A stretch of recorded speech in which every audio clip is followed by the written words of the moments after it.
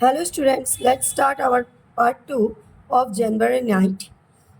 A dark January night in the sky, even the stars seemed to be shivering. At the edge of his field, underneath a shelter of cane leaves.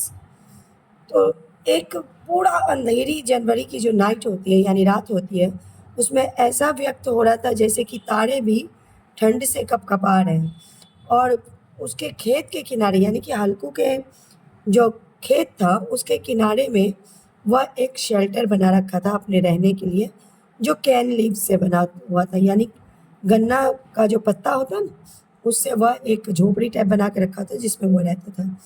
Halku lay on a bamboo cot wrapped up in his old burlap shawl, shivering. Underneath the cot, his friend Zebra the dog was whimpering with his muzzle pressed into his belly. Neither of them was able to sleep. और हल्कू जो है वह झोपड़ी में एक बांस के खटिया पर पूरे शॉल को लपेटे हुए ठंड से कपकपा रहा था और उसके कॉट के नीचे यानी खटिया के नीचे उसका दोस्त जो था डॉग उसका नाम जबरा था वह भी ठंड से कपकपा रहा था और उसके पेट में अपने मुंह को रगड़ रहा था।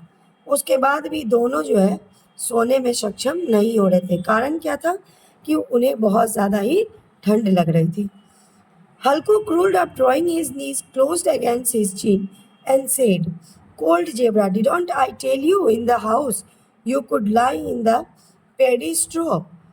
तो हल्को अपने पूरे घुटने को मुंह तक लिए हुए एकदम जिस तरह से हम लोग ठंड में अपने आप को समेटे रहते हैं उस प्रकार किए हुए वो अपने कुत्ता से बोल रहा था कि मैंने कहा था ना कि तुम घर पे रहो।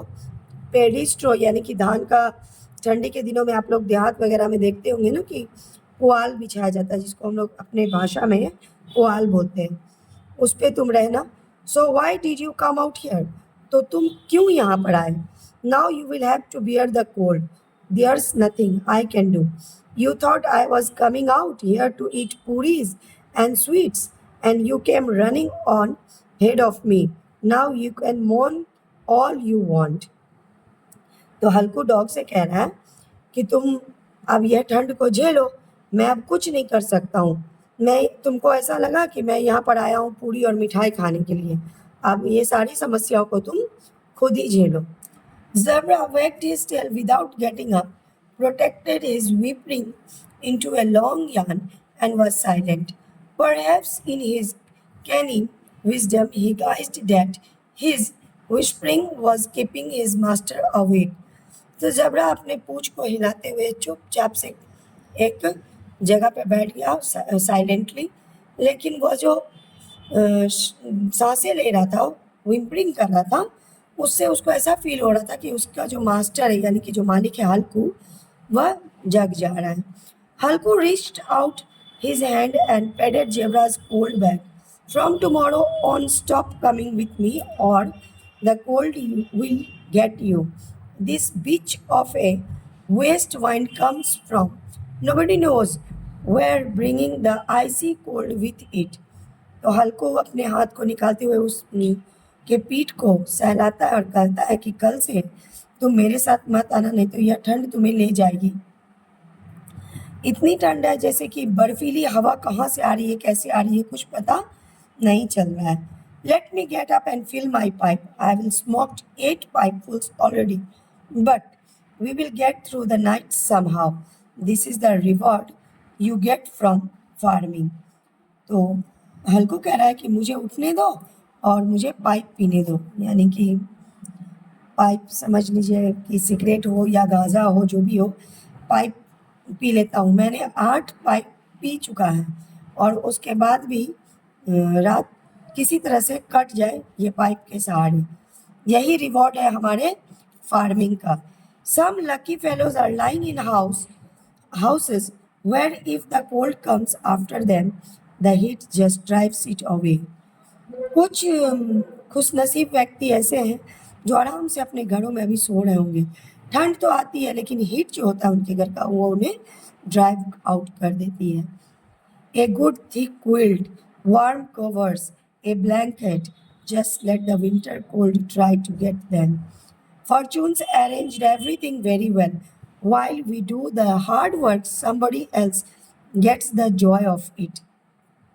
तो हल्कू कह रहा है कि अच्छे रजाई, उस पर एकदम नरम नरम और गरम गरम कवर लगे हुए कंबल, उसके बाद किस प्रकार से ठंड आती है और चली जाती है उन्हें पता भी नहीं चलता है। किस्मत उन लोगों के लिए सभी चीज़ का अरेंजमेंट करती है, यानी व्यवस्था करती है, जबकि हम लोग जैसे व्यक्ति हैं कुछ जो मेहनत तो करते हैं लेकिन सारा फल उन्हीं लोगों को मिल जाता है। He got up, took some embers from the pit and filled his pipe. Zebra got up too. वह वहाँ से उठता है और कुछ चिंगारियाँ लेकर के अपने पाइप के पिट में भरता है और जेबरा भी उसके साथ ही उठता है। Smoking, Halku said, if you smoke the coals, zebra as bad, but all least you feel a little better.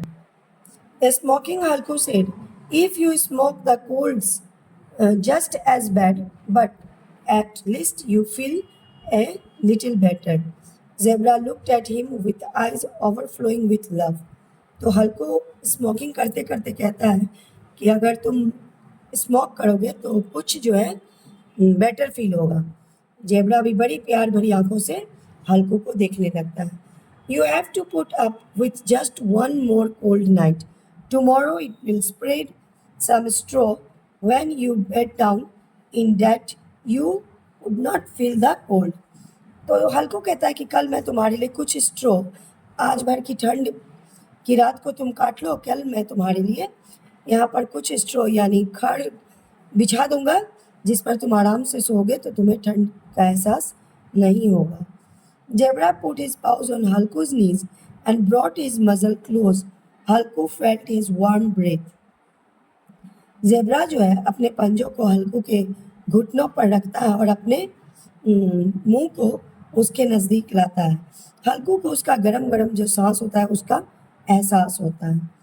After he finished smoking, Halku lay down and made up his mind that however things were, he would sleep now. But in only 1 minute, his heart began to pound. He turned from side to side, but like some kind of witch, the cold weather continued to torment him.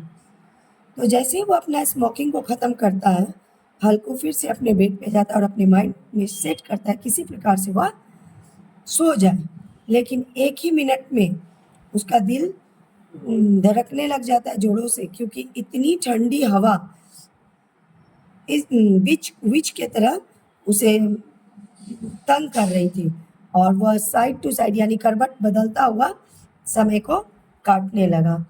When he could no longer bear it, he gently picked Zebra up and patting his head got him to fall asleep in his lap. The dog's body gave up some kind of sting, but Halku, hugging him tight, experienced a happiness he hadn't felt for months.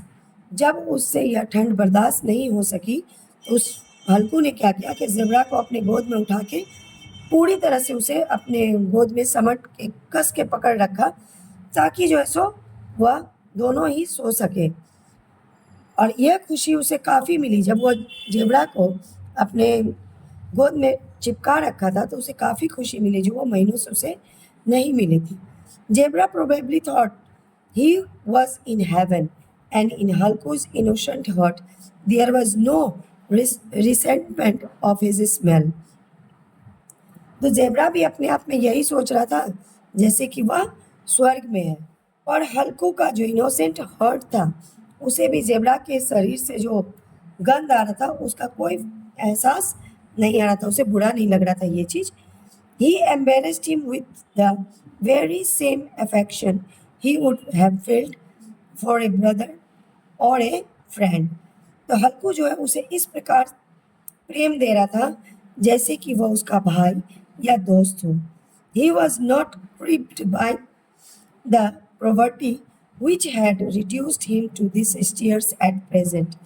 Rather, it was as though this singular friendship had opened all the doors to his heart and brilliantly illuminated every atom of it. हल्कू और zebra दोनों से इतना ज़्यादा प्यार करते थे जिसका कोई लिमिट नहीं था। सारे दिल के दरवाजे दोनों के लिए पूर्ण रूप से खुले हुए थे। Suddenly zebra picked up the nose of some animal. This special immediacy had produced a new alertness in him that disdained the onslaught of the wind. Spearing up, he ran out of the shelter and began to bark. अचानक से zebra, पता होगा आप लोगों को कि dog जो होते हैं उसका सेंस ऑफ स्मेल बहुत तेज होता है, तो उसे किसी कोई जानवर का स्मेल आना शुरू हुआ। वह अपने शेल्टर से बाहर होता है और भौंकना शुरू कर देता है। Springing up he ran and barked. Halko whistled and called him several times, but Zebra would not come back to him. He went on barking while he ran around through the furrows on the field. He would come back for a moment, then dash off again at once. The sense of duty had taken possession of him as though it were desire.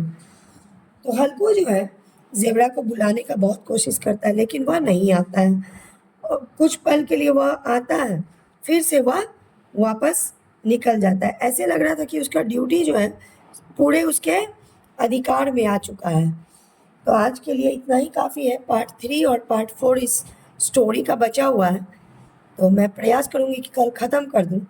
और आप लोग ज़रा बताइएगा अपना opinion कि part by part समझना आप लोगों को इजी लग रहा है या मैं एक ही बार में पूरा स्टोरी को ख़त्म करूं, क्योंकि ये बुक में आपका जितना भी स्टोरी है लगभग सभी बड़ी स्टोरी है, कोई भी छोटी स्टोरी नहीं है। सो स्टूडेंट्स प्लीज़ कमेंट करके बताइए किस तरह से आप लोगों को पढ़ना ज़्यादा पसंद है। और मेरा वीडियो अगर पसंद आए, कहानी आप लोगों को समझने में अच्छी लग रही है, तो मेरे वीडियो को लाइक कीजिए, शेयर कीजिए और मेरे चैनल को सब्सक्राइब कीजिए। Thank you.